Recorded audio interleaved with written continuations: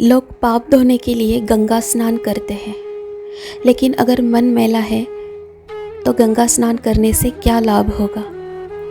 ईश्वर भी उन्हीं पापों को माफ़ करते हैं जो गलती से हुए हो, उन पापों को नहीं जो जानबूझकर किए गए हो।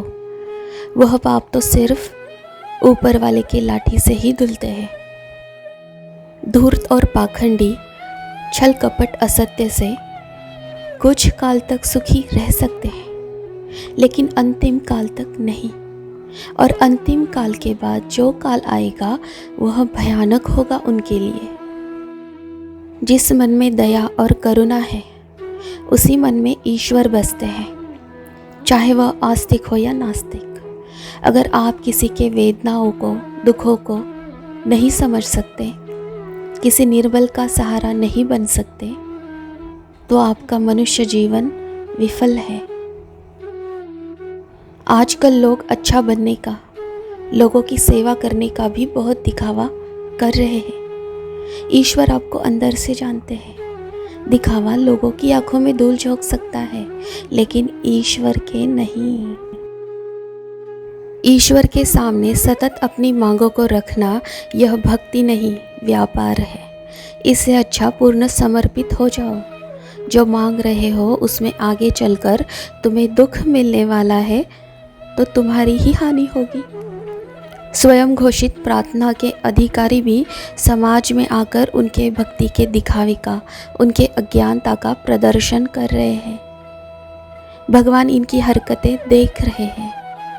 आप इनके चंगुल में न फंसे। क्या देना है और क्या नहीं देना है यह ईश्वर पर छोड़ दें। आप बस सच्ची भक्ति करें। भगवान सबसे महान है, अंतर्यामी है। दिखावे का प्रेम और सत्य प्रेम, दिखावे की सेवा और सत्य सेवा वे जानते हैं, पहचानते हैं। उनसे कोई धोखा नहीं कर सकता, और जो धोखा करने की कोशिश करते हैं वे सबसे बड़े नादान हैं। वे अपने दुर्भाग्य को बुलावा दे रहे हैं। केवल मनोकामना पूर्ति उद्देश्य से भगवान की सेवा न करो। उनके प्रति पूर्ण समर्पण करो, उनसे प्रेम करो।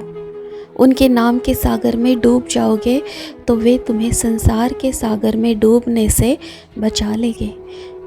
जिसमें तुम्हारी प्रगति होने वाली है वह सब कुछ तुम्हारे झोली में स्वयं डाल देंगे। जैसे जंगल में बाघ अन्य प्राणियों को खा जाता है, वैसे ही तुम्हारा भगवान के प्रति निस्वार्थ प्रेम का बाघ तुम्हारे काम, क्रोध और अन्य बुरे विकारों को खा जाएगा। इससे तुम्हारी बहुत भलाई होगी। जीवन सफलता की ओर चला जाएगा। भक्ति और अध्यात्म का यह अर्थ नहीं कि तुम सर्व पूजा विधि विधान से संपन्न करो, बल्कि सतत ईश्वर का नाम स्मरण करना यही वास्तविक भक्ति है। सच्चे हृदय से नाम, ध्यान, भजन यही काम आने वाला है, कोई आडंबर नहीं। मन बुद्धि से जो भगवान के प्रति समर्पित होते हैं वही भगवान को प्राप्त करते हैं। जिनकी निस्वार्थ भक्ति है ईश्वर उन्हें संभालते हैं। केवल उन्हें संभालते नहीं बल्कि भवसागर से तारते भी हैं। सच्चे साधक दुख संकटों से विचलित नहीं होते।